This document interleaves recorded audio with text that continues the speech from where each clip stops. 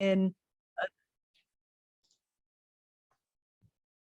Okay, so thank you for joining in this preview of coming attractions of Pluto and Aquarius. I chose the title, well, actually, I didn't choose the title chose me when I was contemplating. I mean, before I prepare a lecture, I kind of journey because I'm used to working in those, subterranean imaginal realms. And so what occurred to me, it popped into my head, was this image of a brave new world with the question mark.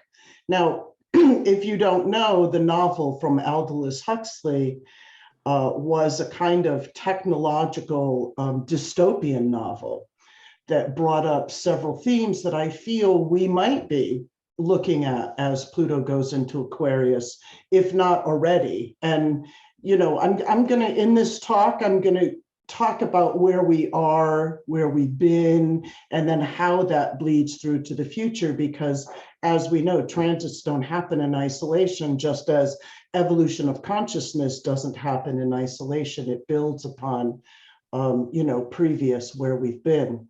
So this, this novel by Huxley was this futuristic kind of picture of the world state. And it was run by the intelligentsia, which were kind of, the geniuses. And they were like the top tier. And people were preconditioned from birth in the womb, like the conditioning started already. And everybody takes this drug called soma. So it basically wipes out emotions. And if you think about, I mean, I think it's interesting to think about where we are now, Pluto and Capricorn, right?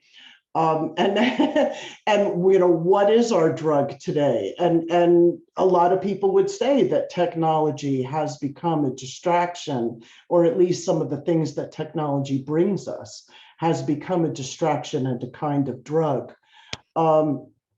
So some of the salient points from the Brave New World were about the shadow sides of technology. Does it really make our lives happier?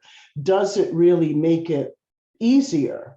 What do we sacrifice when we see technology kind of running our lives? What's the cost of that? One thing that I think that the novel brings up that we also see in today's world is, in the past, crowd control has generally happened through religion first, and then the advent of media, so that people's beliefs can be swayed and their perspectives and their opinions and so on and so forth can be swayed to a particular narrative or agenda. Technology, though, especially as our lives become more and more digitized, has the potentiality of real control. And this is a frightening prospect. And we see it, we see the potentialities of that in China with some kind of totalitarian regime that can just flip the switch and cut you out of society, right? And when we think of the archetype of Aquarius, which has to do with parts of the archetype, alienation and, being cast out and, shoved out into the cold, frigid terrain, then we can see that this could potentially become a problem, especially again with centralization. But I'm going to talk about that more because that's actually there's some antidotes to that as Pluto goes into Aquarius. So I'm going to talk about the potentials and the shadow and things like that come up, or can come up, potentialities as we progress into this transit. These are the dates, by the way, just kind of, rough when we're going to be popping in there, and then there'll be a retrograde, and then we'll revisit it again, and then Pluto will eventually be residing for 20 some odd years in Aquarius.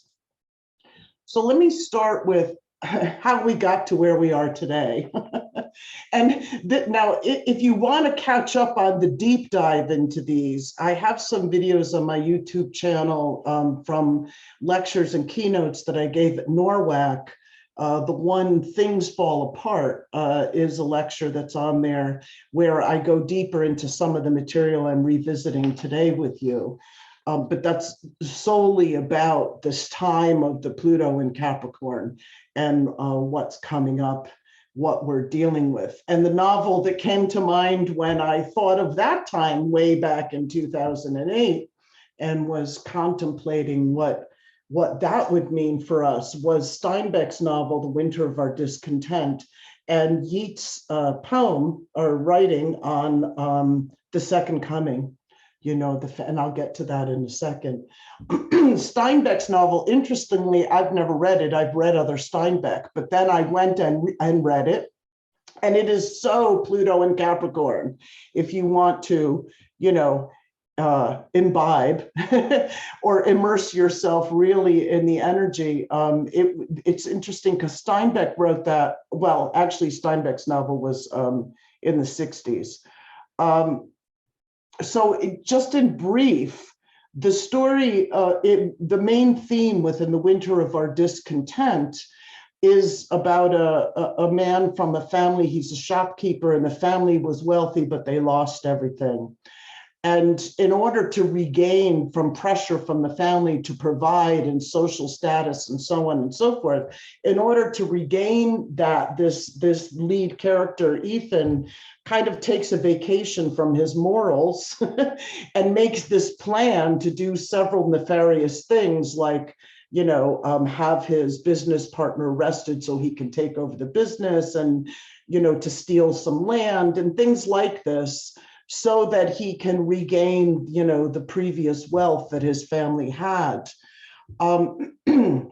He, you know, this quote from the novel here where it talks about in business and politics, somebody has to maul their way through men to get to be the king.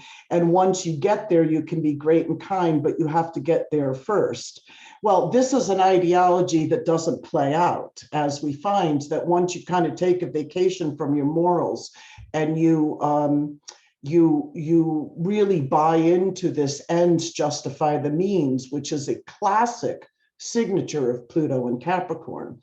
That mentality of the normalization of what one has to do to survive through the winter time, right? The hardship, that it's okay to trample. And we see this ideology. We know that the, you know, we know that Capricorn, Pluto and Capricorn, but Saturn, Capricorn archetypes rule corporations and industry, right? Well, look at the ethos of corporations and industry, just to give you a picture of that ends justify a means. It's something that's normalized within society, right? Dog eat dog world, what you have to do to step over others. So this is what happens to Ethan, and he gets caught in that.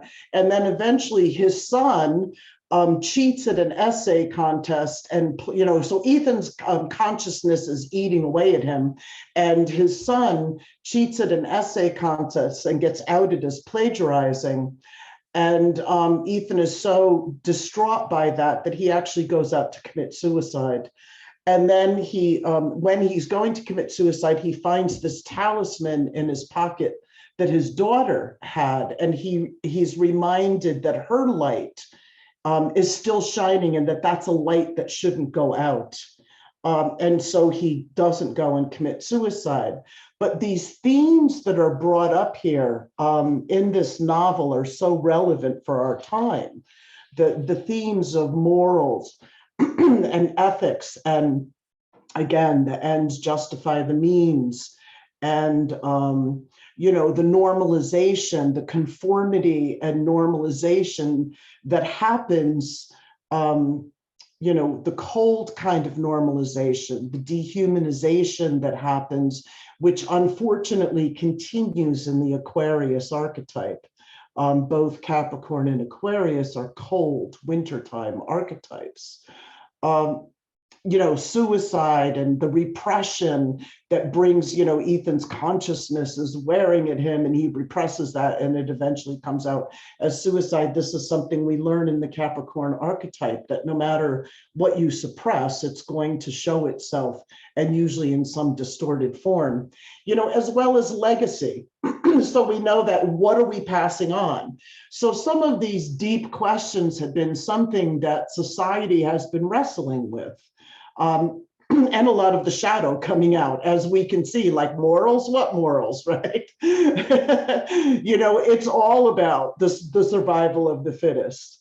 And so our societal values, I think, have been up for renovation, but I think we're too busy swimming in the shadow at the moment to recognize the changing of the values. And what's interesting is that something, the coronavirus had brought people to a state of reevaluation of their values, because being a cog in the machine, which is a very Pluto and Capricorn thing, at service, indentured servitude to the corporate gods, people have been saying, since they're working from home and blah, blah, blah, and we see this with high unemployment, people have been reassessing their values, right? And getting to what do I really value? What is the thing that makes me tick? What is the legacy I want to pass on? What is the reality I want to create, which is a Pluto and Capricorn, is a Pluto and Capricorn issue. So conservation, this is a winter time. So conservation is a natural energy. The difficulty is that conservation and modern economics and societal ideology of economics does not allow for contraction. So when we see contractions like we did when Pluto went into Capricorn, and we had, a global contraction, we had a crash of the markets and the economy, et cetera, this becomes catastrophic. Because those natural cycles of winter and spring and summer don't exist in an artificial economy, which is built totally on constant growth. And it's the myth of constant growth and production. So what has also happened, this natural energy of conservation, has become a political ideology in modern times called conservatism. And conservatism's, younger siblings, we might say, or older siblings, because they come from earlier back in history, would be authoritarianism and totalitarianism. And we have seen that, right? Now, if we go back to this, Pluto and Capricorn time, and then the squares, as you remember, we had these squares, talk about discontent, right? Now, the difficulty with this, though, and I've, watched this and looked at how it's been started with Arab Spring and so on and so forth, and how it's manifested. To me, the collective urge for change and the evolutionary impulse that the Pluto-Uranus squares brought to us has not been satiated. Right? If we were to look at what is the intention, or what were the intentions of those transits, it would be a complete renovation of all human-made structures, right? That has not occurred, because simultaneously what we've seen is the empowerment of those that hold the power and consolidation of power, right? And that consolidation of power has been working very hard to shore up this dying and defunct systems that we have. So this discontent, which is also the restless anxiety that has been simmering under the surface since, I think, back here, that's going to continue. I don't see that going away, right? What unfortunately it has degenerated to, because it was unsatiated, in my view, is it's degenerated to a more, see, this is what happens when the collective doesn't manifest nuances very well, right? So the nuance of this, right, the reforming, the restructuring didn't happen.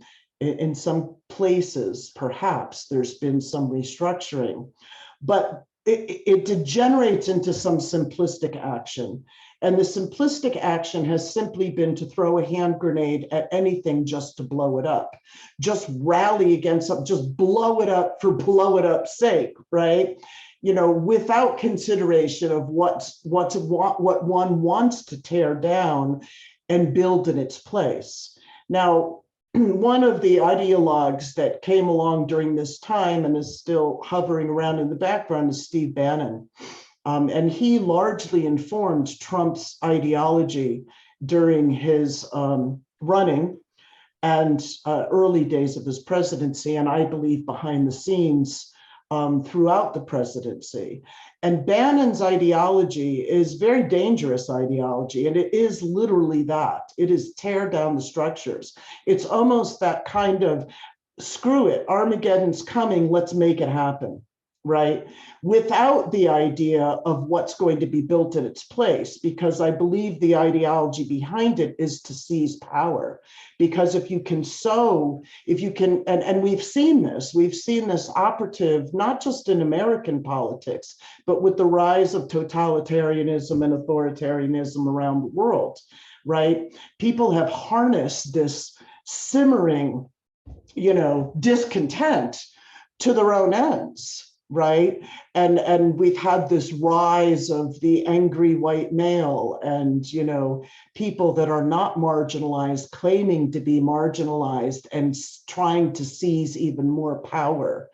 And that, of course, also has something to do with the Neptune in Pisces in the background. We tend to forget it's there because it's been so long, right? But the Neptune in Pisces in the background has just been, surreal, right? I mean, if I hear the word unprecedented one more time, or this has never happened before, right? This is Neptune in Pisces time. So we have that kind of potentiality for people that have their finger on the zeitgeist, right? To use these subtle manipulations, or the ones that really know, to use that to harness power. Again, consolidation of power. And then during this time, Uranus in Pisces, so we had Uranus in Pisces to Aries to Taurus, and then as Pluto goes into Aquarius, it'll come into Gemini, which will actually be a trine, which is kind of interesting to think about that when you look back here. What is that going to manifest, right? That's a full phase trine. So yeah, that'll be interesting. So I think that because I think everybody can agree that we've had polarization, we've had a lot of splitting. I think that we can continue to see this happening, especially since the archetype of Aquarius has to do with the banding together of like-minded communities, right? Like-minded others kind of banding together. And we've seen this a lot, certainly in political circles, where people go into their own vacuum and their own kind of self-sealing doctrine. And so the comfort of like-mindedness has been part of the undertone of all of this anxiety too, that it's like we always want to find our tribe because we always want to belong, right? It's a part of our human nature. So this thing that I was talking about, this kind of blowing up things just for blowing them up, intentionally, I would think that part of the evolutionary intention of this Pluto and Capricorn time has been to kind of, reassess what is the reality, the collective reality we've created. And what we need to be reminded of is that, freedom for freedom's sake is not real freedom if it tramples on other people's freedoms, right? Destroying for destruction's sake is not rebuilding, although it perhaps, leaves some kind of fertile ground for new seeds to be sown. Pluto and Capricorn in evolutionary astrology is a classic signature of deconditioning. So for example, if you had Pluto transiting your 10th house, you would be in an era of deconditioning. And deconditioning is a kind of necessary retrospective, retrograde looking to the past, right? To upgrade it, to transform it. And we have been in this collective deconditioning. This is part of what, the phenomena of kind of this, again, in the US or even in the totalitarian regimes, of this going back and thinking that, the 1950s, when, reality was black and white. This is what people are looking back to, kind of a nostalgic. This is a very Capricorn energy, this nostalgic look back, as if we want to return to make America great again, like it was back in the 50s, right? When TV was black and white and racial divide was very clear. It was black and white, and women were home in the kitchen and men were out at work. That's how people nostalgically look back to that. I'm not saying that that was the reality, but this whole wanting to go back to the past is part of the Capricorn archetype. In an individual, right, this going back to, wait a minute, what are those ideals that are, and that conditioning that I got from my family and my ancestry and so on, is a necessary part of evolution and individuation. But in the collective process, it's a little more difficult to have forward motion, right? So this what has happened as I see this collective deconditioning process going on is that, if anything positive has come out of that on the collective level, this retrospective consciousness, if anything positive has come out of that, it has sown a seed of mistrust of the systems, which is a kind of coming of age, right? If you remember, I don't know how old you were when you finally realized your parents were people and they're fallible, right? Somewhere maybe that's around 10, 11, or 12 years old. Maybe for some people it's later, right? That's what's kind of happening on a collective level. It's like, whoa, the things that we thought were secure, not secure, they're not really what we thought they were. And so this mistrust has been sown, which I think we're still in a nascent stage of, because it actually mutated into some weird stuff. Again, Neptune and Pisces, right? Where we had when you're deconditioning from the father and the systems are failing you, right? You're outgrowing the father. If you think of it as a developmental stage, you kind of, fill up the space, with rebellion, and you fill up the space with often reactionary, right? So, because you don't quite know what the vision is yet. You don't quite know what a mature reaction is yet. This is where we're at, right? We don't, and I've said this, especially when Neptune was swimming around the mid degrees of Pisces, the vision is not formed yet. And this is part of that collective anxiety, right? The pressure of the contraction, the pressure that's going on, and wanting to break free out of that. But the vision's not formed yet. Like little by little, it'll start eking out. And again, part of Pluto and Aquarius to me is that kind of finally, the vision breaks out, right? Finally, we get a seed, because in the Aquarius archetype, as it moves through these transpersonal phases of Capricorn to Aquarius to Pisces, that's balsamic, right? It's balsamic in the natural wheel of the zodiac. And in that balsamic time, there's a finishing up of old business while there's a seeding of new vision, right? And this is what I think that we're looking forward to okay. And then further, this is just a little picture of what the new Pluto Saturn synod was. And this is, if you remember, January in 2020. Now, remember, we were coming out of the last synod, which was a Pluto Saturn in Libra. And prior to that was the Pluto Saturn in Capricorn. What I noticed also, as I was, I contemplated the Pluto Saturn synods, previous ones, is that the previous ones to the Pluto Saturn in Libra, we're all under the horizon, right? The lower part of the chart. Pluto Libra was the first kind of breaking above the horizon, again, in the natural wheel of the zodiac, which brought us, interestingly enough, that last Pluto-Saturn synod back in the 80s brought the advent of social media, right? In Libra, think about it. And that exponential growth of information, right? Libra, again, circulating, air circulating, sharing, social, all of that. And that from the 80s to this synod is what we had been under. So even though Pluto's going to march over into Aquarius, and I call it a bit of a breath of fresh air, we are still under the influence of this, right? So this is an overshadowing. So there's still deconstruction and construction. There's still that energy going on.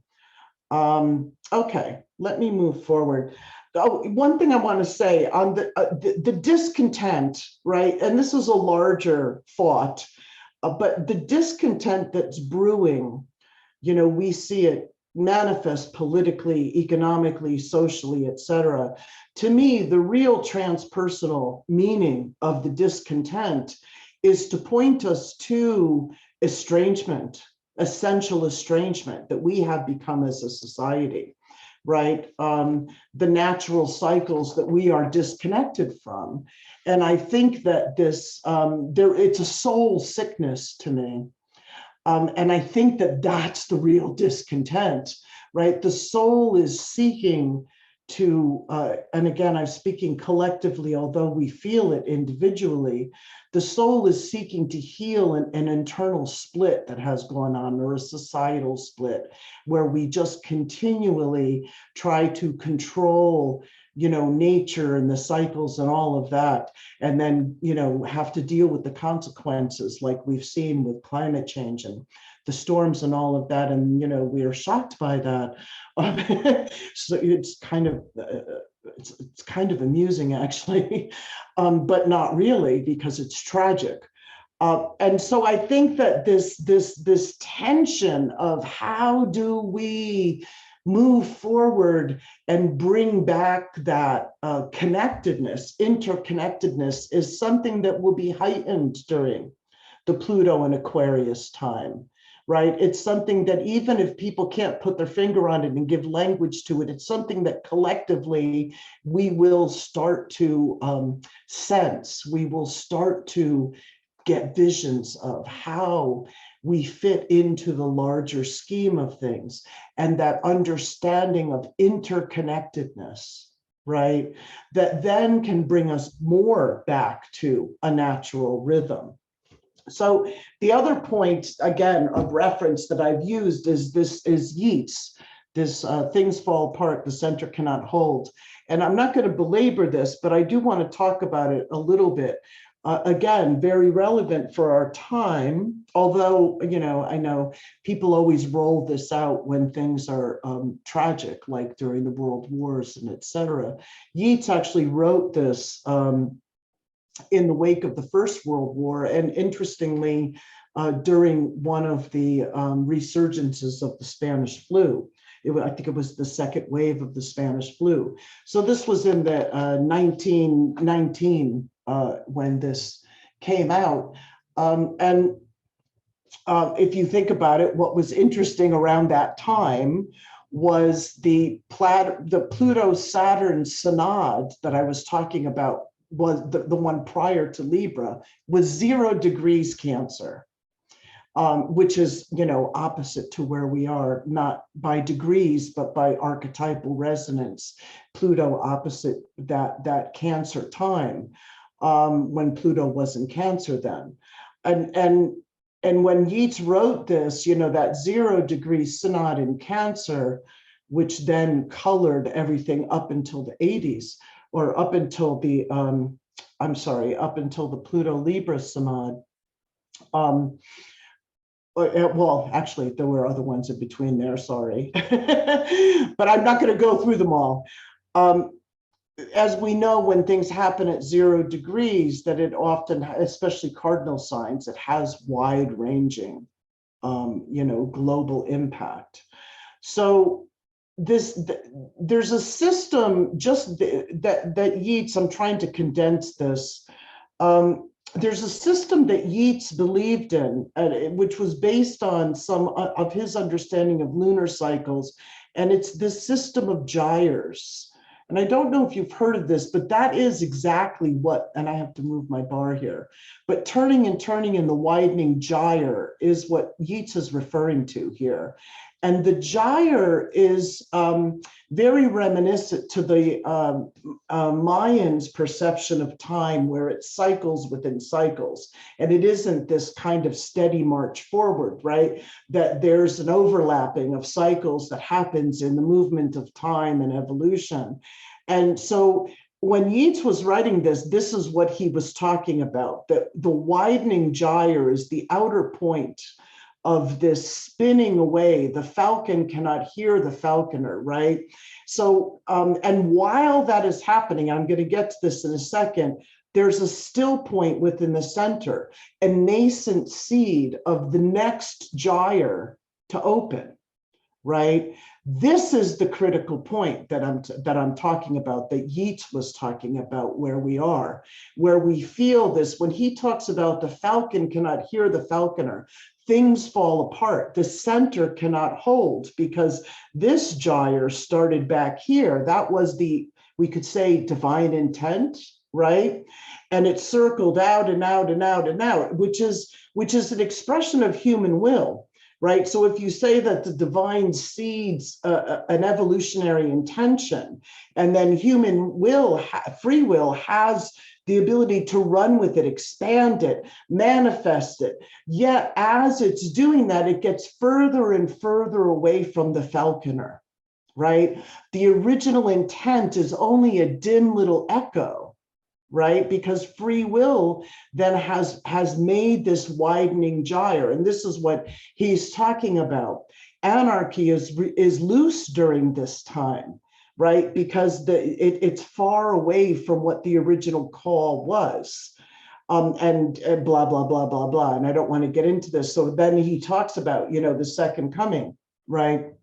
That out of this time, something new will be waiting to be born, right? Surely the second coming is here. Now, Yeats, when he was talking about this, in his view, he was looking at the death of organized religion, specifically Christianity. He was looking at the death of this kind of what he calls this, sorry, I'm looking for it, this something that arose out of the Spiritus Mundi. Spiritus Mundi is another word for the soul of the world. And when he's talking about that, he's talking about this, that original impulse that arose 2,000 some odd years ago has become stony. It's become irrelevant, right, as the next gyre opens. He also called these gyres discord and concord. So we have those same energies happening at the same time. Yet this little point here is yet to manifest. It's going to take a long time, right? And just as this one did, right? So that new energy that's supposed to be coming forward, is just a little dim whisper. So he perceived this, he perceived the morality of Christianity and what it had taken from the paganism that came before it as dying, right? And it was the decaying, discordant part of that. And what he saw arising in its place is so Aquarian, right? I mean, he was so ahead of his time. He talked about this alienation and separation from the source. Here, even in this line, the lion body with the head of a man, this is the, if we were to lay an archetypal resonance to it, it's Aquarius Leo, right? And so when we look at that and we think about what would be born out of that new vision, and Yeats, I want to read the quote, I have it here somewhere, where he talked about what happens with this falling apart. His vision of what was supposed to take place was, here it is, a new form of philosophy which will become religious and ethical must arise and be in all things opposite to that vast plaster Herculean image. He was talking about Christianity then. It will be a concrete expression, establish itself by immediate experience, seek no general agreement, and make little of God or any exterior unity. And it will call that good which man can contemplate himself as doing always and no other at all. In other words, what he sees is that out of this expression of that Christianity laid an artificial morality on people, or that organized religions in general do that. But as they widen away from that, and that free will has been experienced, that when you come back to the next point, what could be happening, again, we are somewhere between the Piscean Aquarian age, right? That what could come out of that is a natural sense of morality, right? That we have our own moral compass and not an external code, right? That the reality of conscience and being guided by conscience would be something that would become the new religion, right? Would become the new guiding force for humanity. And he talks about also that during this next age, that it would make a cardinal truth of man's immortality and of the soul's re-embodiment, reincarnation, and that men will no longer separate the idea of God from that of human genius and human productivity in all its forms. That is extremely Promethean, right? That what would arise out of this is the recognition of our own divinity, right? And that would become the guide, that would become the moral compass, that divinity then is not something, and as we know, out there, up there, that it's in here. Now that could be something that we start to sense as Pluto goes into Aquarius. And I'll get to that in a little bit about the what the New Age seeded and how that also could be coming back again. Hold on, I don't want to jump ahead of myself. Let me move this little bar. I also want to point out that we've been also in a time of this, what I would call an epoch of the making. And that's been since Pluto's been transiting the south nodes of all of the outer planets. So we had Pluto transiting the south node of Sagittarius, actually around the time, interestingly, when it first started hovering around there was Y2K. Again, think Uranus and technology. And then it was close to it around September 11th, when we also had the Pluto-Saturn opposition. And so that did bring, and archetypally, true to archetype, did bring a shock around beliefs, right? Sagittarian, right? A shock around the extremism, right? And we saw that during the Pluto and Sag times, the rise of religious extremism and then the consequences of that clashing. And then as Pluto has gone through, and this is again this, the synod here, when Pluto has gone through Capricorn, it's conjuncted the different south nodes of Jupiter, Saturn, and Pluto. So this is like a serious, what's the word I want to say, transpersonal renovation project that's been going on. Because Capricorn, as we know, is not just the structures, the man-made structures, but that archetype itself in evolutionary astrology is the very structure of consciousness itself, right? So this, this idea of again, the kind of reality that we create and how our consciousness, how that's born out of our consciousness and the awareness of the collective ground of, and this has happened, I know many astrologers said when Pluto went into Capricorn, we would be rewriting our history. And actually in the worlds of archaeology, it's been happening at quite a rapid pace.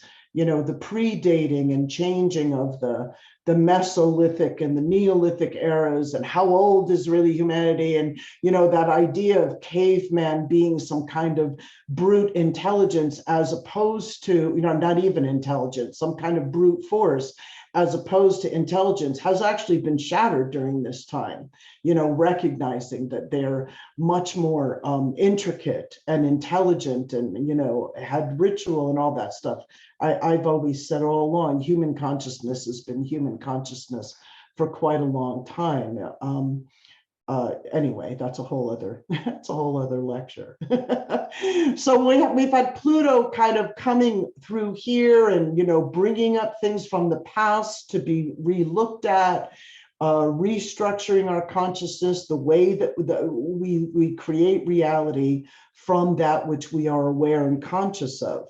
Now, Pluto will be hitting as the south node of Neptune in 2030. And that'll be the last of all of the south nodes of the outer planets. So I think that's also a significant window of time. We had Neptune conjuncting its own south node. We've had Uranus hit that point, and a lot of interesting things happened during that time. Now, one thing that is significant about this time, and I have to read the dates here, the last time that Neptune was in Pisces, and hold on, Neptune in Pisces, Neptune was 29 degrees Pisces. Uranus was at, I'm just going to point it out here just to show you, Uranus was at 9 degrees Gemini.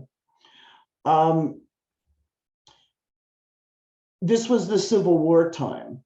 And we actually have a similar energy coming back again, a civil war for the US, where Neptune will be moving from Pisces to Aries in 2025, 26, the same year that Uranus will move from Taurus to Gemini, which is exactly the same as the Civil War, and Pluto will be in Aquarius, approaching the south node of Neptune here.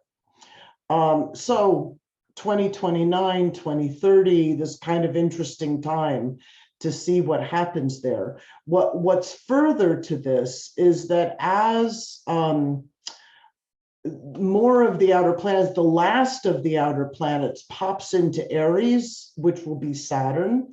I believe Saturn will precede Neptune. That also is going to be a very interesting time, because the energy of this contraction, expansion, this condensation, and then the forming, like the diamond is formed in the depth of pressure.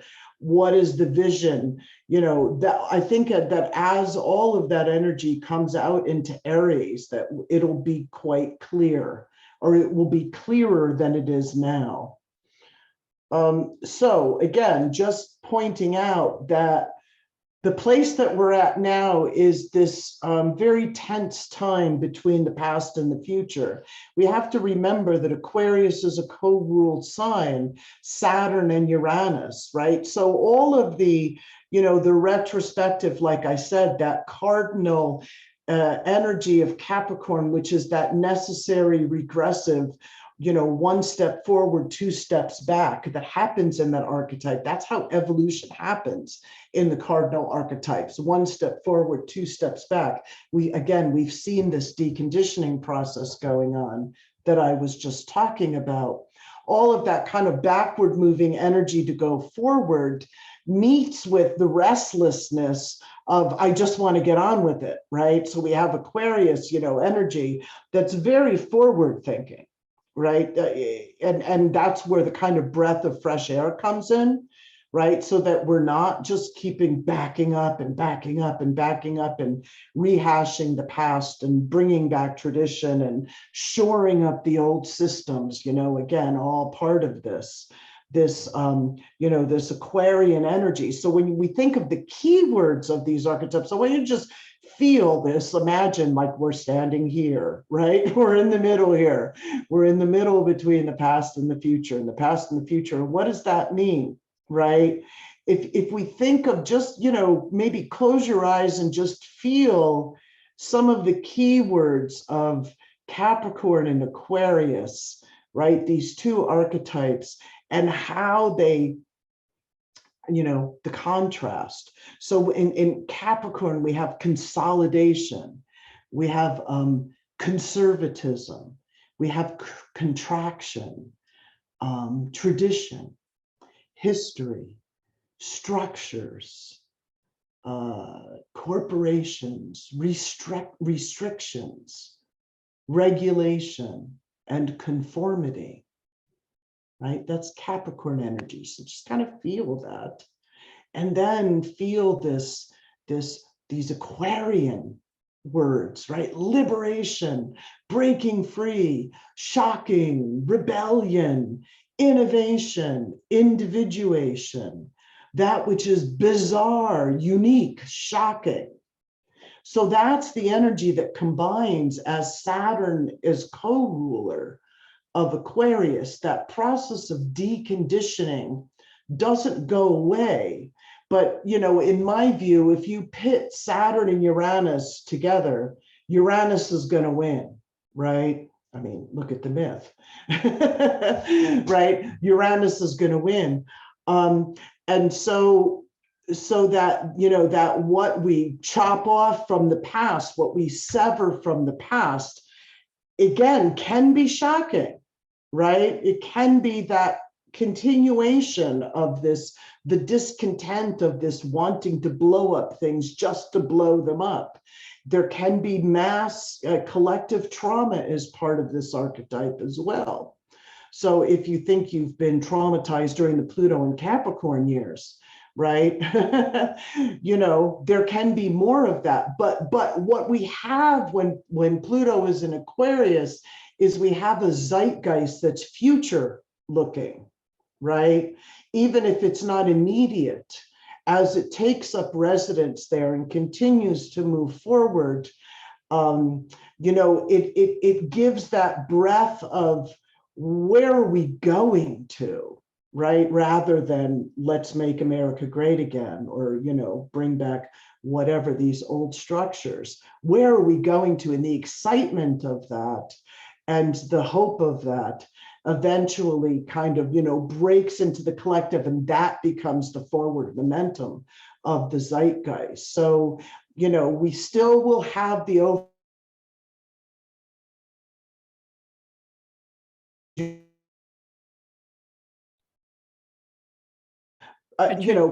sorry. Patricia, sorry, you froze there for a second. Could you repeat that? I don't know which part of it froze. Just the last 10 seconds or so.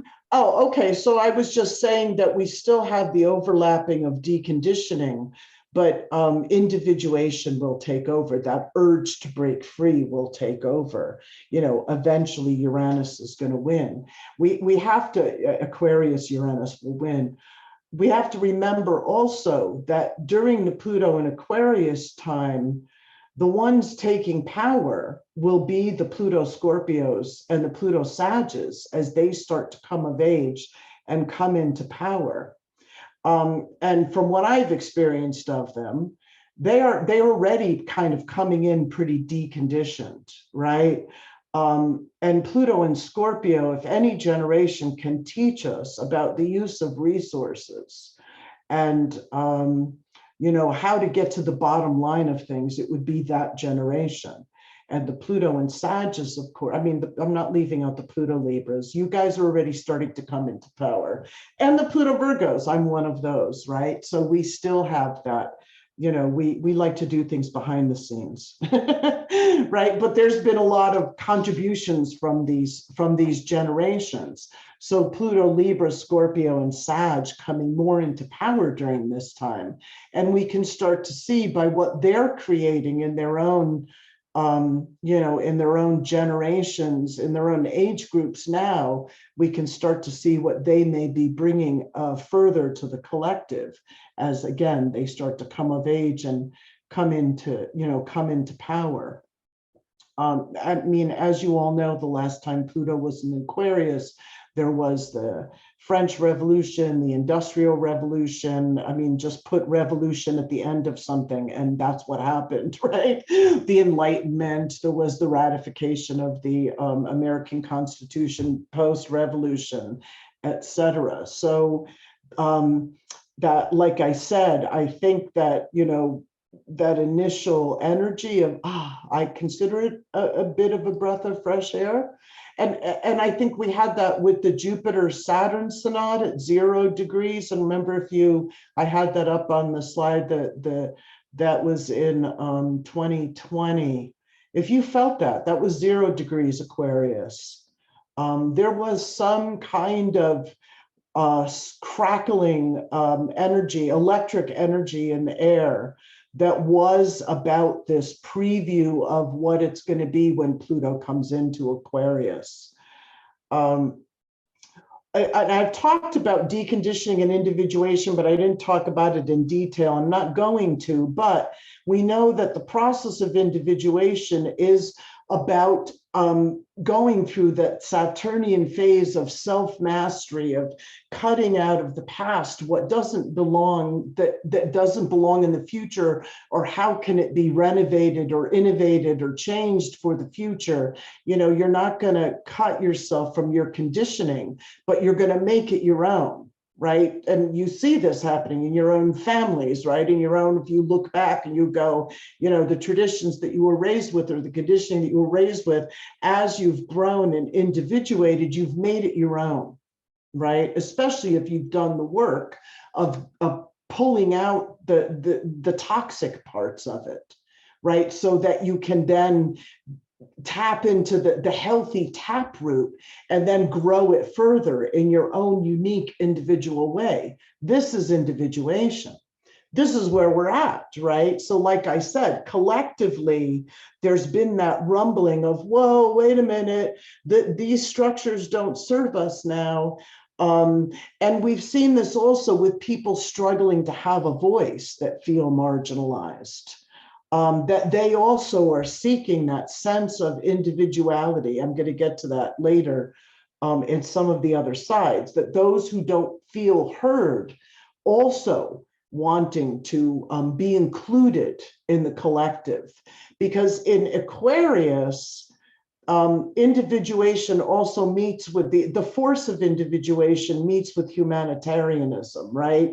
So the US is an individual culture. It's an individual, we prize that more than any other culture probably, right? Meanness and personal freedom and so on and so forth. And that's enshrined in our collective consciousness in the US. But this is going to also be tempered with, again, the zeitgeist, the energy of how does that serve the many? How does your, rather than just, like I said, blowing up things for blowing them up, freedom for freedom's sake, individuality for individual's sake, right? How does that serve the collective? That's the ideal of Aquarius, right? So your individuation then is given purpose and meaning, right? The individuation then becomes that perfected gift that one has here, that the water of one's own soul, creation, genius, right? That one pours out as the gift to humanity. That is the higher octave of that. So collectively, we may then start to, you know, feel and see, and that there are all of these different groups that need to come to be included, but then come through the other side of the clash of that, which we've seen.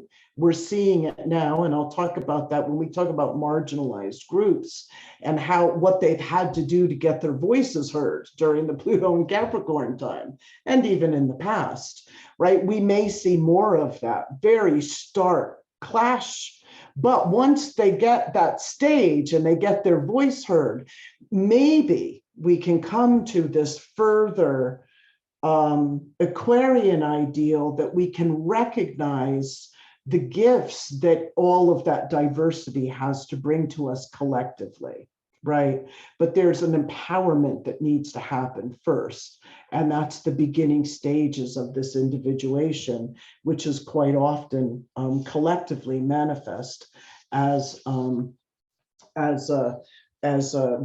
revolution and rebellion. So just one thing I've also, wanted to say is that this, when I was talking about Neptune in Pisces, when Neptune finally gets into Aries, I think we might finally be over that question of what is truth and not truth, and what is reality and not reality.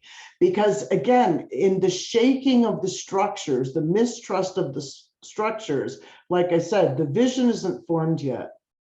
And that's a vacuum of information.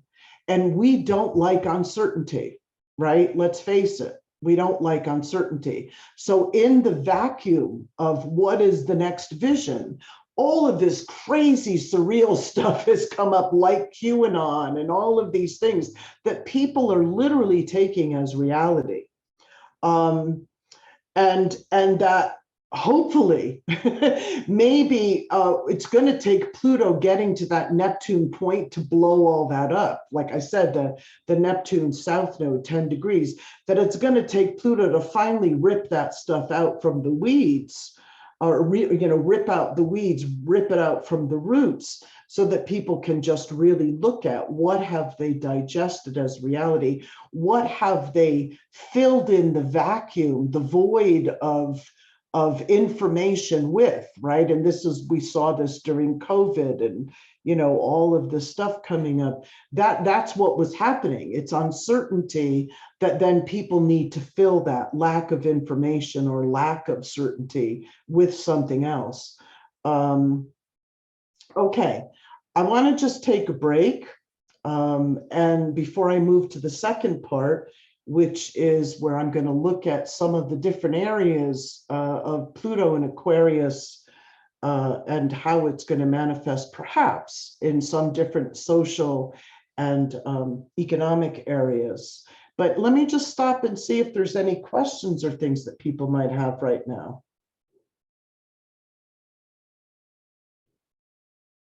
Or any thoughts?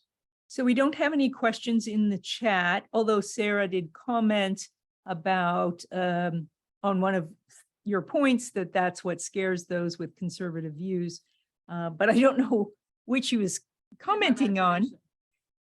Maybe traditions, yes. And then, but Sarah, you can unmute if you want to talk about that. And otherwise, we have no questions in the chat. Yeah, I can talk about that. I've been thinking about this for a while. The idea that at least in America, I'll stick to my own culture because that's where I live. I feel like a lot of people are really upset about, the gender fluidity and a lot of this woke teaching, which I think that term is funny, probably because I don't do a lot of social media, but I just get that people who don't study astrology can feel that newness of like this Pluto in Scorpio generation and Pluto in Sag generation. They just don't care about a lot of that stuff. Like there's this like continuum of change, and the people who are conservative and have held the belief of this is a feminine role and this is a masculine role and this is how boys act and this is how girls act. It's just very confronting for those people. And those of us in between are sort of like, there's some give and take, and we're more comfortable with it.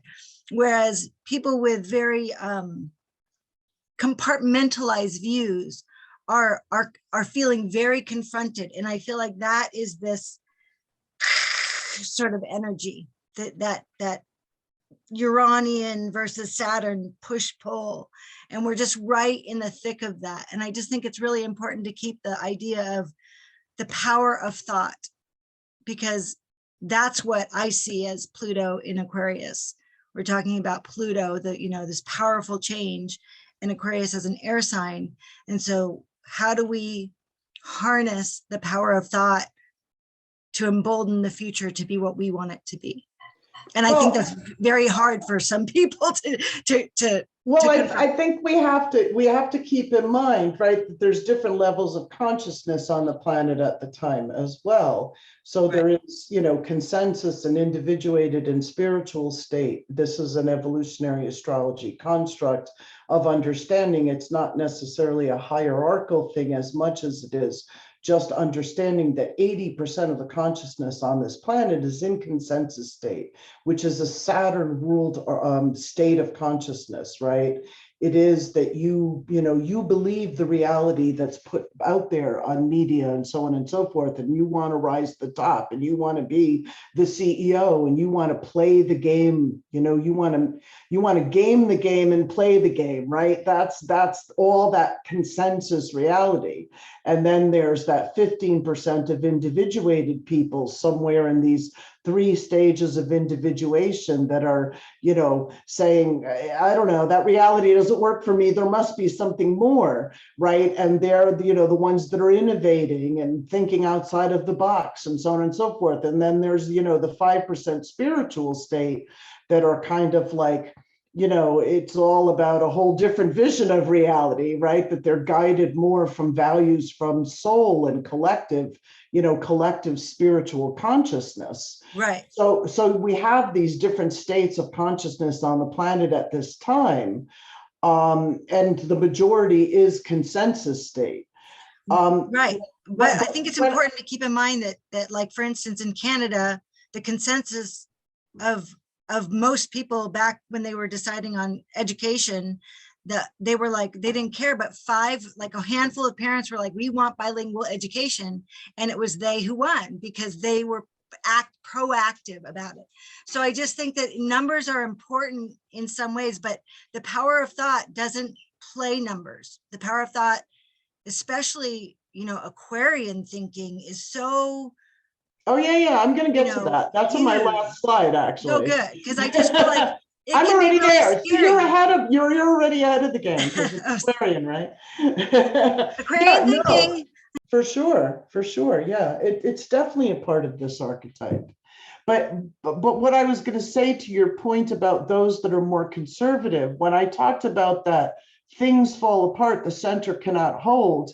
Some of us sit in that energy at a different level of consciousness and go, oh, thank God, right? And other people that are Saturnian consensus look at that and go, holy crap, right? We need to shore this thing up, right? And that's what I feel. I feel like that's that. That's what a lot of people are feeling right now. There's that backlash, but that's all the regressive energy of Capricorn, right? That's what I was saying. Cardinal energy evolves by 1 step forward, 2 steps back. So there has been a necessary regressive kind of thinking to actually reform the past. You have to go back there.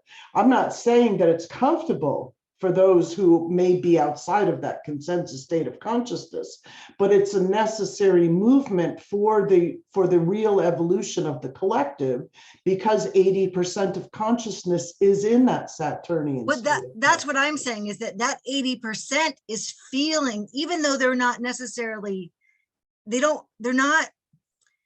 maybe not consciously aware of it because they don't study this stuff. But I feel like that the people who are clinging to that control and that power and all of that stuff, they're feeling agitated because it's so confronting to what they know. Well, that's what I said. Yeah, Oh, we're okay. saying the same thing. Things Yeah. fall apart. We're feeling that going, Right. yay. They're feeling that going, holy crap. Right. It's the same energy, right? It just depends Right. on how it filters through what state of consciousness you're in, right? Or what your awareness is. Of course they feel it. Of course. It's that level of agitation's been heightened, like I said, especially through the Pluto-Uranus squares, and yet unsatiated, and yet unmanifest, meaning the evolutionary intention has not fully been satiated. Before I move on, I just want to go take a little visit to the ladies' room, okay? So I'll give you a second to think to yourselves, and then I'll move on, okay? Sounds good.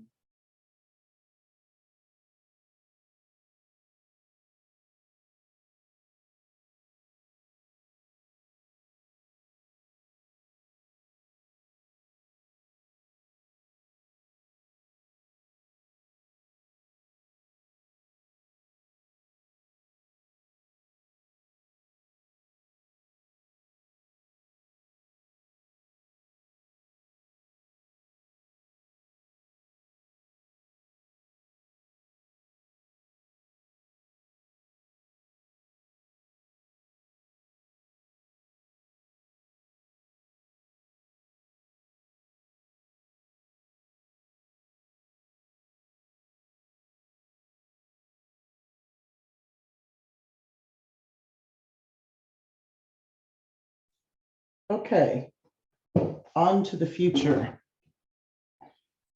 So clearly, we're going to be experiencing a renaissance of technology. We are already, like I said, since the Pluto-Saturn sonata in Libra, which was very air circulating, you know, it's been exponential. It's going to be even more exponential. So strap on your virtual reality, right? You know, the metaverse, virtual reality, some of these themes, you know, there's obvious positives and negatives here.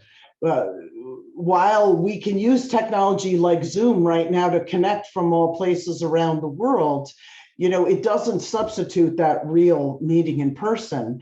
And we've seen this, you know, with social media, right? That we're more connected yet less connected. And that's, you know, part of the shadow here that's going to intensify. Again, back to that, how much does technology make us happy, make our lives easier? But the energy of interconnectedness and also virtual reality, or what they're actually calling augmented or alternative reality, is developing quite rapidly behind the scenes. Again, positives and negatives to it. Education can benefit from this, right? Where especially the younger generations that want immersive learning can be augmented with virtual reality. There's a lot of great applications. They're already applying it in infrastructure projects where they can actually create a 3D simulation of a project, let's say a roadway or a building or a huge development before it's even built.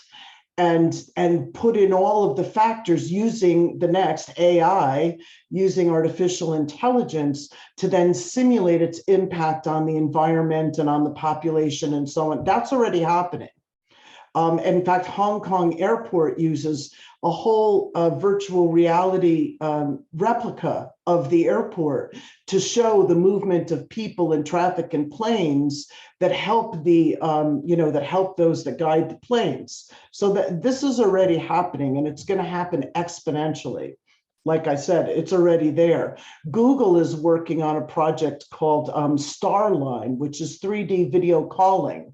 So we thought Zoom was really cool when you could put these virtual backgrounds up and stuff. Yeah, get ready to get like zoomed into people, you know, 3D, there we are. We have these two, you know, 3D communicating, right? That, you know, that definitely can happen. Another thing I think we're going to see is this growth of cyborg and bionics, of because Aquarius rules, you know, the synaptic system and the firing of electricity through the brain and the carrying of information, this neural interface. And I think that we're going to see this merging of robotics and human, even to the point where some are saying that we will be able to capture human thought into some kind of digital form. Now, it's not just neural interface and they're already working with this, where you think something to control a technology or a robot or something like that. They're already working on that. This is one step further. There's that show on, I don't know if you've seen it, called Upload, where people upload they're like an upload in the afterlife, right? Or something like that. I saw a couple episodes of it. I mean, it's possible that, you know, again, this stuff is seems out there, but the exponential growth that we're going to see, you know, could quite possibly bring these kinds of things where you can kind of upload your memories somewhere and share something of your inner experience with others through some kind of technological interface with the neural net. A huge development, this is again already happening, what's called Web3, which gets into the next slide that I have, which is about cryptocurrency and the digital economy. But Web3 will be, again, happening in a more exponential way. So what we call the internet today, if you don't know what Web3 is, it's decentralized. So rather than having Google or whoever else you use as a portal to the internet, you know, be your gateway and the keeper of your information, like Facebook and all of that stuff, it'll be blockchain decentralized. This is what Web3 is.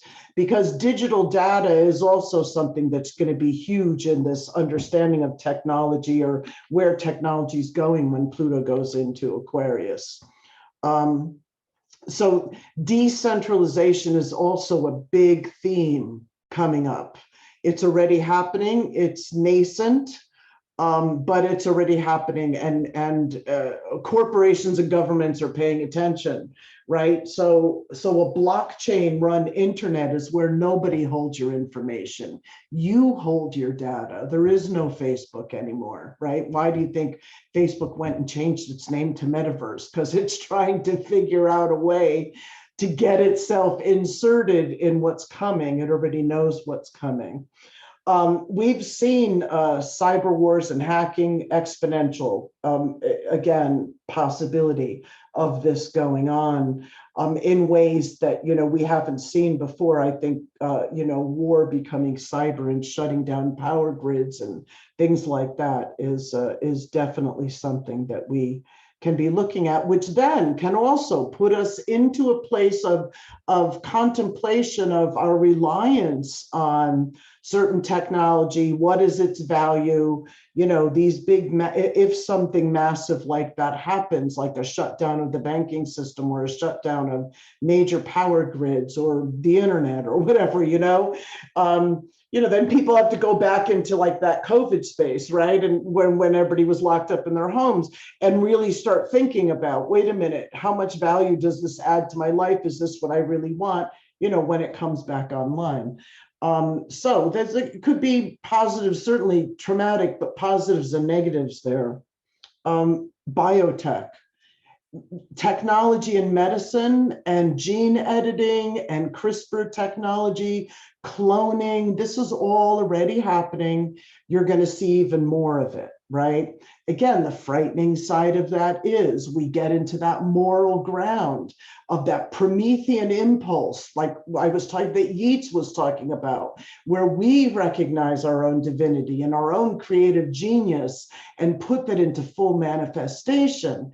But the downside is always hubris, right? The downside is always going too far, playing God, being disconnected, which is unfortunately detachment, a part of this archetype. Unfortunately, it's a part of science as it exists today in our materialistic reductionist backdrop, right? That it's this disconnected thing. And that's where it gets scary, right? Because the human, and that's what I was talking about in A Brave New World, that people are genetically engineered, right? So the advances of what that can do for medicine is amazing. But then you start, genetically engineering the perfect baby that you want in an artificial womb, which will be happening. That gets kind of frightening. Cloning gets frightening. Xenotransplantation is happening. That's using like a pig's heart and putting it in a human body. This is already being experimented with. Growing tissue, food, all of these different things, this 3D printing and growing things in laboratories. It's called bioprinting, where they're growing, again, think of Pluto and the energy of regeneration, right? It's that energy of propagation, regeneration. As this spreads into the field of medicine, I think we're going to see a lot of that. Regrowing limbs, right? With the use of technology in lab. And again, this gene editing and CRISPR stuff. The other thing I want to bring up that's interesting, Herschel, the discoverer of Uranus. I don't know if you know, try to get through this quickly. He actually discovered infrared, which is beyond the spectrum of, the visible light spectrum. And it was his discovery of infrared that led to what we call infrared telescopes, which he never got to see in his lifetime. But his discovery of the infrared spectrum is what allowed us to look into deep space. And on Herschel's grave, there's an epitaph for him that says, far-sighted, right? This is all Aquarian energy. I mean, he's the discoverer of Uranus, right? This far-sighted energy that belongs in this archetype, the ability to see beyond, like I said, infrared allowed us to look into deep space, and it still is allowing us to look into deep space, places that are way beyond our physical capacity, technology aided. This continuing into medicine and all of the other realms that, that technology touches in our lives is going to bring us deeper, right? Think again of the archetypes, Pluto, right? Deeper and farther than where we've been before. And nanotechnology, because this is also that which is invisible, gets visualized, right? That far seeing, that ability to see into the invisible realms, like Herschel's infrared. Nano internal medicine is going to be a huge thing. And they already have this, right? Where you might be able to have a little nanotechnology that can literally go in and pick out diseases, right? Could literally attack, rather than a pill doing it, this little thing can go in and attack microbes and so on and so forth. So that could be happening. Remote is also a part of this energy. So we have, transportation and drones and remote viewing and, remote viewing on the psychic level, but also in other ways. And teleoperations is another. They've already done it, right? When the doctor wasn't even there, he was using augmented reality to do actual operations. I mean, they've had the Da Vinci system for a while, which is robotic assisted, but this is actually remote teleoperation. So could you imagine that, where we have telemedicine and then you go to lay down on your couch and they do an operation on you. Okay, moving on. Pluto in Aquarius also, we're at the beginning of this. We have been on the edge of this. I'm moving some things around here so we can see it. The digital economy. We are at the nascent stage of what's called TradFi and DeFi clashing. Now, Web3 is what's allowed DeFi to happen. And for those of you that don't know, if you think that cryptocurrency is just Bitcoin and Ethereum and all these other things, there is a whole other world going on behind the scenes that's called DeFi. It's decentralized finance. So you have traditional finance and you have decentralized finance. This is happening now, surprisingly or not surprisingly, brought to us by the Pluto Libras and Pluto Scorpios, right?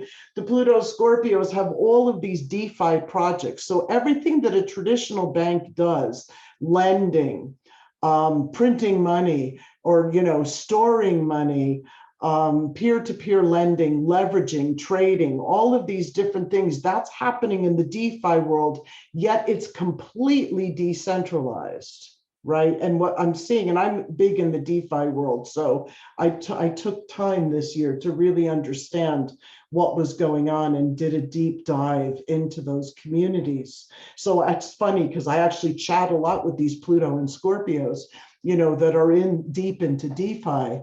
And it's interesting. So there's this whole other alternate economy going on right now. If you don't know about it, it's happening. And we're not talking small amounts of money. There are billions of dollars moving in the DeFi world. You know, there's some 30-year-olds that are running multi-billion-dollar projects.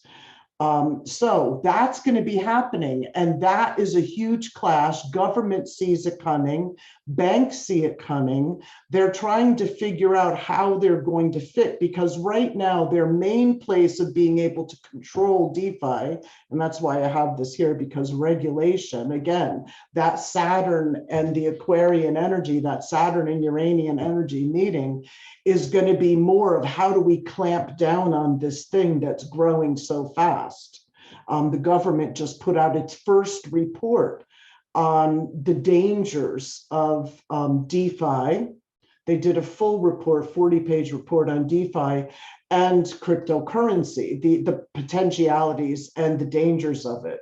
So again, those traditional institutions are looking to see, where do I fit in this picture? Right now, they are the portals, right? You can't change your cryptocurrency to fiat without doing it through a bank. And that's where they have the control. But in DeFi, there's a whole way to spend your money and do all kinds of stuff. Like I said, there's a whole alternative economy going on, and that's growing fast. AI is big in this, bot trading and algorithms. You know, I think that human traders and even human financial advisors, if they're not already using this kind of AI technology, need to be using this kind of AI technology. And it can actually replace some of the traditional services that we think we see that exists now, like your local financial advisor that you sit down with.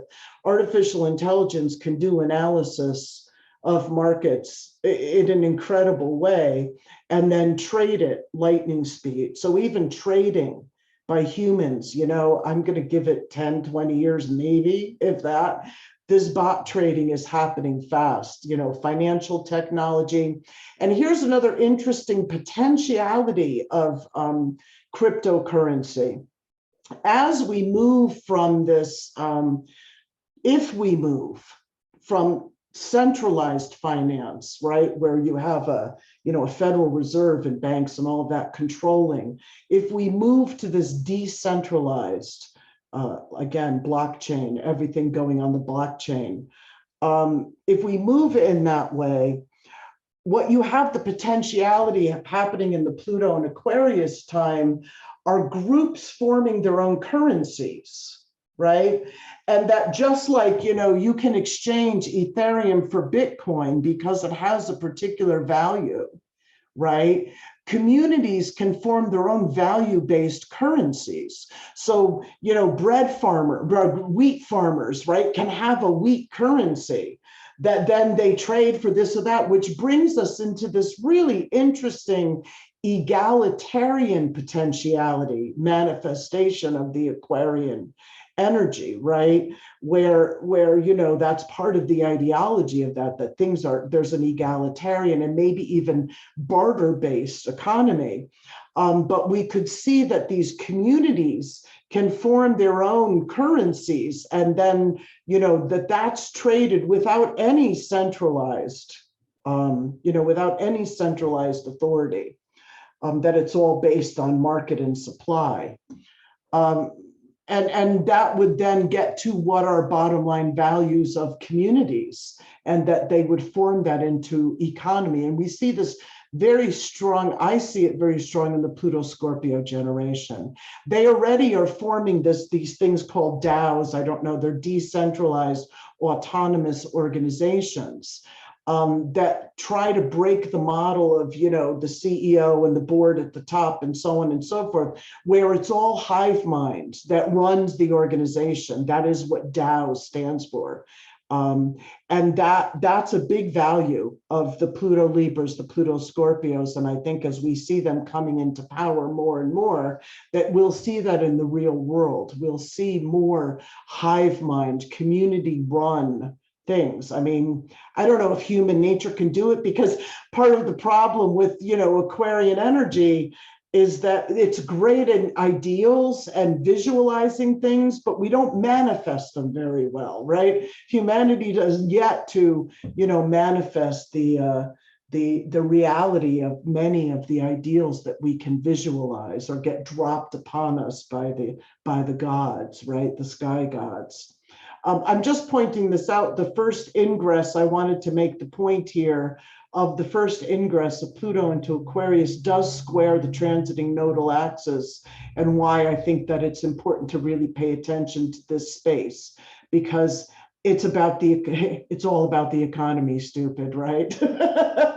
As they say. So Scorpio Taurus, right, is really going to bring us to our bread and butter. Who is our buttering our bread and our economy and our survival and all of that. So this is a space to really pay attention to.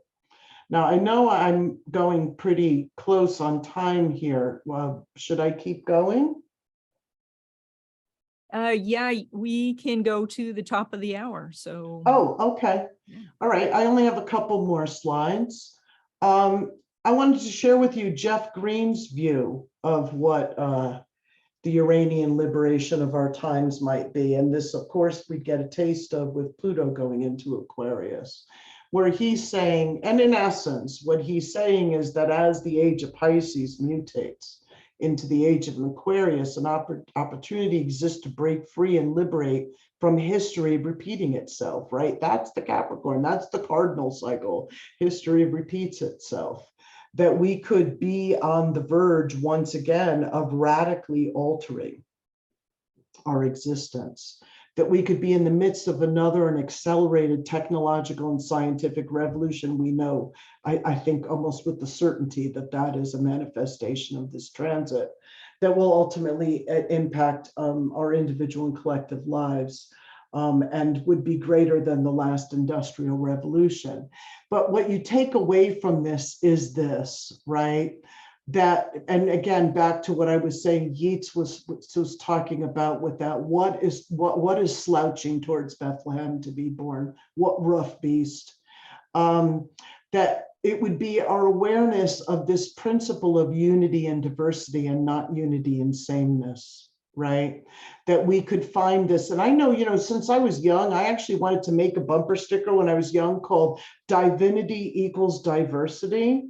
And I'm an Aquarius South Node in the 11th house, and I'm also Pluto-Uranus conjunction generation, right? So I think I already came in with a lot of this Uranian energy and that idealism of seeing, diversity as a manifestation of the divine and how beautiful it is, rather than focusing on the differences, right? Rather than focusing on what's different, that we can find that underlying common thing that then unites us within diversity, and appreciate the amazing manifestation of all of the different facets of the diamond, but that we're all still the diamond, right? And that brings me to this, which is as I'm sorry, I've forgotten your name, was pointing out, these marginalized groups.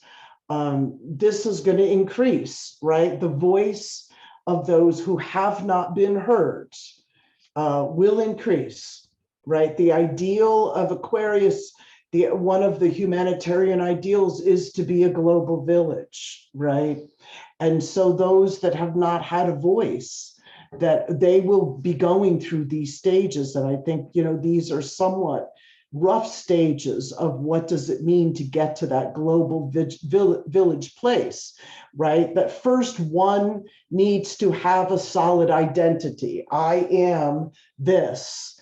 And that identity then calls for equity, right? A seat at the table, right? That you can be brought to the table being who you are, and that's accepted. That's the step towards getting to this idea of the value of diversity, right? Because then when you look around the table and you see all of the different shining faces, and again, those formed, those recognized identities, all being different, yet all sitting at the same table, then real inclusion happens, then real belonging happens, and we create that global village, right? So it's this kind of, so in our society today, having a voice, being recognized, being seen, being given equity within the current social structure basically means having economic, social, and political power. So until we see marginalized groups doing that, and I think we will see that accelerating, but until we see marginalized groups having that equity in social, economic, and political power, we're not getting to that ideal yet. Yet, I think that we're going to see, again, when it's not happening, we've already seen, when it doesn't happen, the backlash that can come from that, the uprisings and rebellion. I think we're going to see that more, that again, that the Saturn meeting the Uranus in this archetype. Yes, it's been able to clamp down a lot more while Pluto's been in Capricorn. But again, when Pluto goes into Aquarius, Uranus has the upper hand. And there's going to be serious backlash to any kind of clamping or, stamping down of those individual voices and recognition of diversity and an equal place at the table.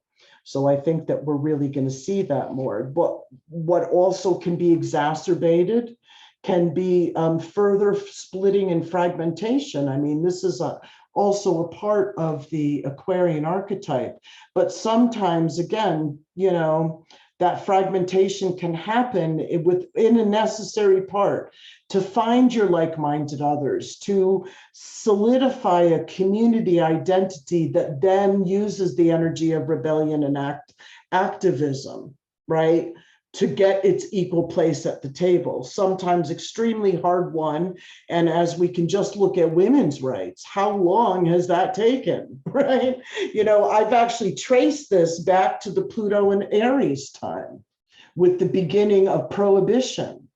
And anyway, that's a whole other lecture, but that's how long it's kind of taken to finally get to. And this is just US or Western I'm talking about, because it certainly isn't the majority of the globe when we look at, women's inclusion. But in Western civilizations or societies, when we look at, we go from where it really was seated with the Pluto Aries people and then started to come to some kind of fruition with Pluto Cancer generation, and then the Pluto in Libra generation, where they are born into a much more equalized society on gender, female, male. I'm just talking that spectrum, female, male. That then comes forward into this Pluto Cap time, where we now have that real understanding, right? The gender isn't biology, right? That there's one's orientation to one's own gender, and that was brought to us by the Pluto Libras. that then is coming to a certain kind of confrontation and perhaps maturation during the Pluto and Capricorn time. That's going to continue. But the splintering and fragmentation can also continue. But those of like mind banding together and forming collective power to then enact a kind of activism, that's an energy of this era coming up for sure, right? Because, part of what happens in the Pluto and Aquarius time is that power is more evenly distributed, right? Aquarius is about the collective. Power is more evenly distributed here. So that's where I see the empowering of all of this diversity, then coming and seeking, full inclusion, not just a place at the table, but full inclusion and then belonging in the global community. Unfortunately, Aquarius does also rule elitism, so we'll see how that plays out. But I do think that which has been considered bizarre and marginal and fringe and radical is going to be more normalized during the Aquarian era, because this Pluto and Aquarius time, because I think there's going to be so much bizarre stuff that, some of the stuff that we think is bizarre today is going to be normal by then, right? I do hope, though, that during this time that technology and the inclusion, because technology is so key to our lives right now, and as I pointed out before, will be even more so, that it doesn't create further fracturing, because the difficulty is access to technology, right? And those that are economically marginalized or even rural, right, and don't have access to, or in developing countries don't have access to that technology, can cause an alienation. So this kind of neural net and, spreading the web and the Web3 and all of that stuff, that's a positive of the blockchain and cryptocurrency that some people have not talked about. They've talked about the environmental impact, but they're already working on that, right? Ethereum's recent merge has already cut their carbon footprint dramatically. It has opened up opportunity for so many in developing nations that did not have that opportunity before. And so that's a really positive manifestation that's going on. Again, economic inclusion is a part of having power in our society today, at least the way we exist now.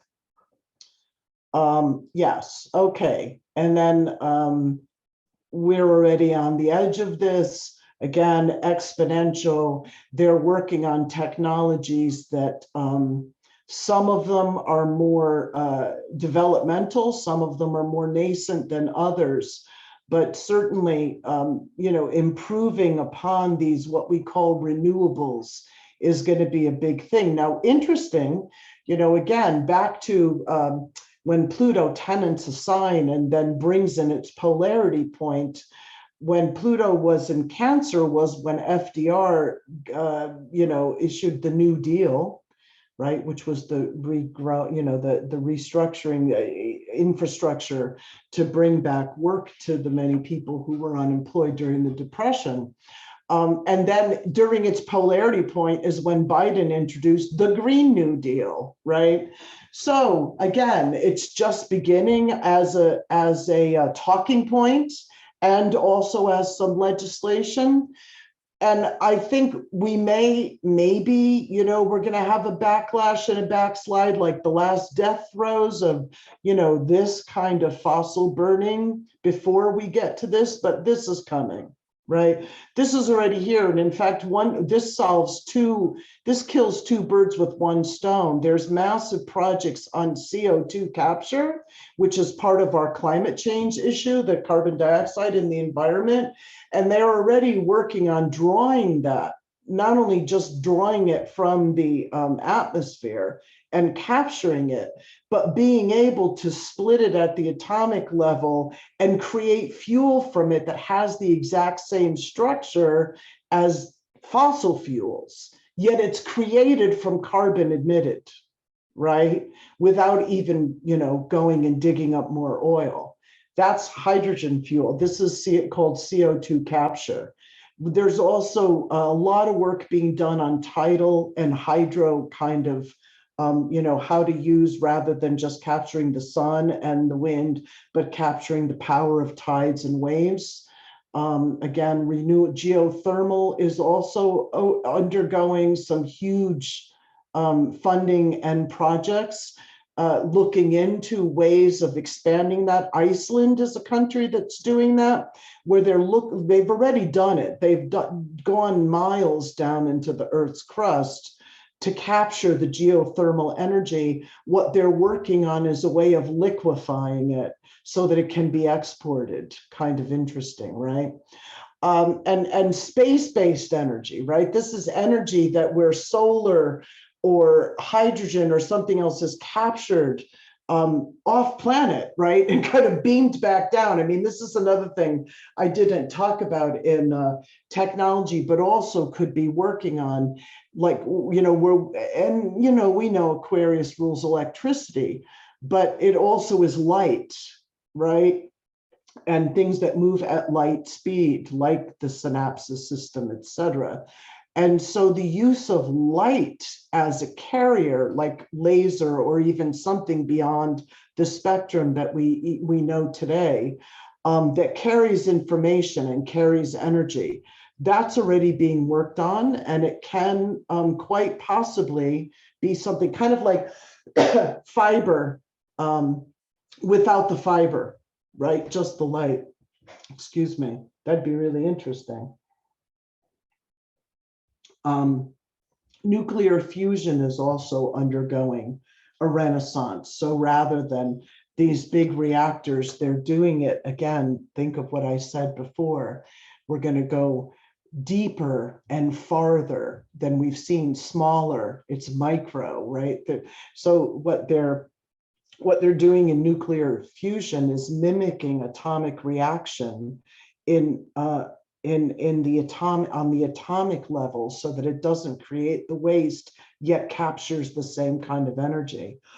So there's little, they still capturing the power of the splitting the atom, but not without all of the nuclear waste.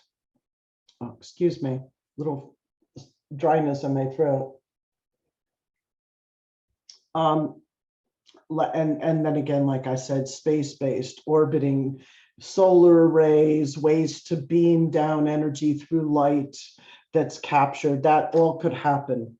And then finally, the new age comes of age. Again, Pluto in Aquarius is opposite Pluto in Leo. So the renaissance of bringing back think of the Pluto and Leo times, the Woodstock and all of that, and the birth of the new age, which came a little bit later, but was seeded by the Pluto and Leo people. This is coming back, right? We'll be there. We'll be there again. Yet with this, with the modern twist. So we were talking about this before. Thought creates reality.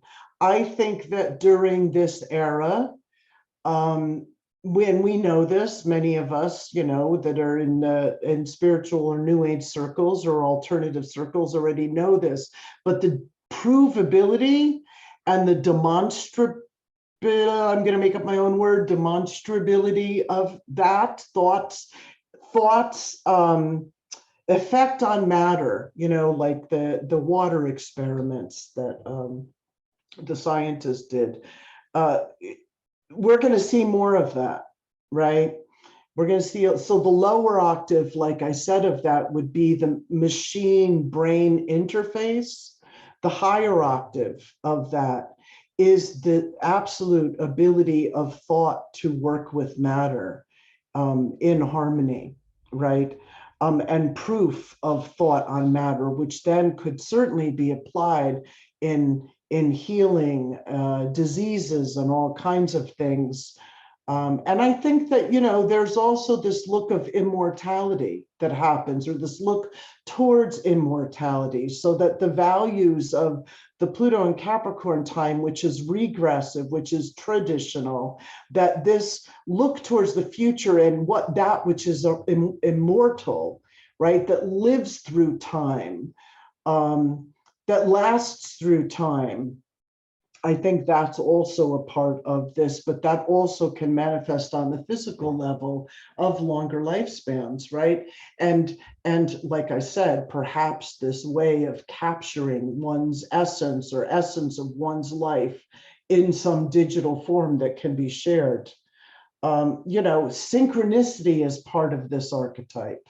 That beautiful principle that astrology works on, right? There's no measurable except for the moon and the sun, Newtonian science that astrology works on. It works all on this principle of these, of quantum theory, of where thought creates reality, and that nothing exists within a vacuum, and one butterfly creates a storm, and the butterfly wing creates a storm on the other side, and that there's this that we live in a synchronous holographic universe. So again, what quantum science and New Age have kind of crossed over, that can be very much part of the new spirituality in a broader and wider way than we've seen thus far.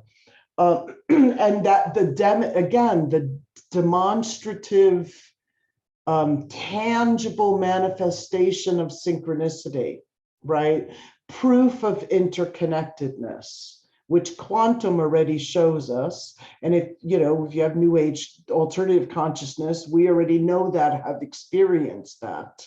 But that's more widely out there. And especially when Pluto comes to that south node of Neptune, right, in 2030, some big shakeup in our belief systems. I also think that there is a lot more to do with deep space and alien communication. Be it either, we're already, there's already disclosure going on of the projects that have been running, definitely more of that coming. But I also do think that there's some deep space connections. Maybe, wouldn't it be great, Pluto and Aquarius, that there's some mass landing of our space brothers, or they make themselves known, and how would that change the collective consciousness, not in an alien terror movie, right, kind of way, Hollywood kind of way, but really in, brotherhood of humanity, right? The Federation, right? Star Trek, the great federation of planets could happen during this time. The other thing that could happen that's not so great, speaking of deep space, could be unknown asteroids coming, meteorites or something, and either threats to Earth coming in that direction, or threats to the satellites that we have, which is something we don't think a lot about. I know scientists do, and I think they're already launching a project soon, if they haven't already, where they're shooting a rocket out there to see if they can't move an asteroid, because they're trying to preempt the possibility that when bodies come into our solar system and start knocking out all of the satellites that we have up there, that's going to be a problem. So there could be something like that, right? That then causes some kind of huge trauma, throwing us into chaos. I also consider, humanity's need for religious figures, and this morphing of this coming out of the Pisces age to the Aquarian age. What would the new avatars look like? And I'm not talking metaverse avatars, I'm talking spiritual avatars. What would the new avatars look like? Ones that point us back to the divinity within ourselves. Would that be our space brothers and sisters, right? Would that be some kind of being that we don't deify as much as we have in past enlightened beings, but that can point us to our own creative potentiality, which is part of this archetype, the manifestation of genius. That's what Yeats was also talking about. Genius and creative potentiality that exists within us as our own divine inheritance, right? So the birth of some avatars that bring us forward or make themselves known. And who knows what the Pluto and Aquarius kids are going to be like, right? You know, what is their consciousness going to be like? One's being born during that time. And so communal living too, you know, something that we had that tune in, drop out kind of thing in the 60s, definitely coming back. But like I said, you know, in maybe in different ways, like what I was talking about in digital currency, that it's around shared values, but also shared economies, right? And that the blockchain can make that a possibility. So that I definitely see happening more. Hopefully, again, not happening in isolation. Hopefully, I'm talking to you, humanity. I hope you can hear me, that hopefully we're not looking at, you know, these little like-minded groups forming their tight-knit thing and, you know, keeping it all to themselves and not sharing that gift with humanity and being included in the global community. Because I believe that that is the higher intention of this push with Pluto into Aquarius, is that creation of that kind of, you know, of that kind of awareness of community. And then, you know, another thing is then what would the future of astrology be, right? Astrology is Aquarian, Uranian based, or falls within that archetype. And during the Pluto Capricorn time, we saw a resurgence of what? Traditional astrology. Surprise, right? That it's this going back and bringing it to going back to our roots and bringing it up into, you know, renovating it to modern usage, right? But there's been a huge resurgence of interest in traditional and mundane astrology. So I think that astrology, you know, some things I've considered is that it might be more, again, thinking of the younger generations. They're so into immersive and direct experience, and back to the Pluto and Leo generation that kind of brought in like experiential astrology. I work a lot with these methods of experience, so direct experience of the archetypes, right, through experiential modalities. So that might be a resurgence. You know, the other thing I think we might see is more of that hive mind taking place. Let's hope that we don't fracture. Again, this happens in astrology, as we know, in our community. We fracture into our little specialized and, you know, throw little hand grenades at each other. Let's hope that what we see more is that there would be more hive mind. I'm picturing collective hive mind books being put out there, right? That there's more community-based projects that happen, you know, more like that, books being collectively written, more interweaving of traditions and approaches, rather than fragmentation and specialization, or hyper specialization that then gets an equal place at the table, right? That then gets its own identity, yet comes back to the table and allows that kind of interweaving to happen more. I also was thinking harmonics might make a comeback, right? Harmonics seems to me to kind of fit into this, you know, into this energy of Aquarius, which is, you know, that which is unseen yet echoes, has a resonance. So harmonics could be interesting. And then, you know, other refinements and things that we just can't possibly foresee right now. So thoughts, maybe some of you have thoughts on what might be coming, or anything you want to share before we wrap it up. So Patricia, before you I thought you might want to share your contact info in case people want to know. And yeah, then I do think that there are a couple of questions in the chat. Okay, I think I have on my next slide is here. These are my websites. Perfect. Right, that's That's me. Unfortunately, this is not updated yet. I'm still working on launching a new one. So it's I mean, it doesn't have any, I don't think I've changed it since there's no schedule up there. There's no nothing since pre-COVID because I've been working on another website. But anyway, that's me. Wonderful. And then there is a question in the chat from Lori. Lori, do you want to unmute? Lori is part of our board. And so there she is. I can just read it. And by the way, Patricia, this was just so mind-blowing. Thank you so much. I just loved your presentation. Getting Thank back you. to Earth. I wrote, we seem to be going backwards in US voting rights and availability, the opposite of full inclusion in Aquarius. And there is the potential right now for local governments to be solidifying this inequality in the near future. We're seeing with state voting. Yeah. And so I just was wondering if you have any thoughts or predictions, because it's going the opposite. Right. No, well, but this is Pluto and Capricorn. That's what I said. The you know, that regressive consolidation of power, right? I was just wondering if you It's had like the death throes of the patriarchy. Well, I would hope for massive revolution.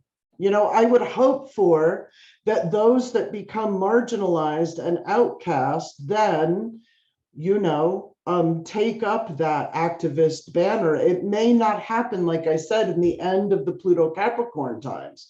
Like I said, we may continue to see regressive. Yeah. We may get, you know, a change of Congress in the House and even you know who coming back, right?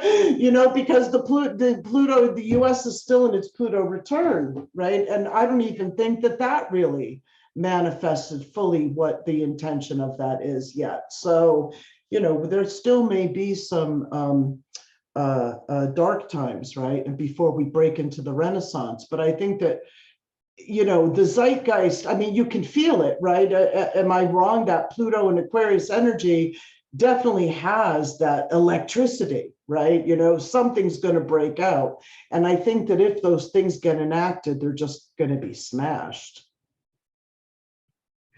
Let's hope. Let's thought creates reality, right? Let's collectively visualize that. Thank you. Sure.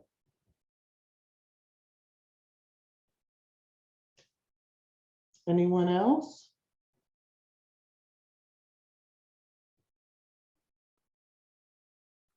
Hi, I just wanted to also say how much I enjoyed you today, Patricia, and lots to take in. And one of the things that I was thinking about that has become quite a word, and it's something that wasn't in my vocabulary a few years ago, but it reminds me of both Pluto and Capricorn and this cusp moving into Aquarius is antiquitech.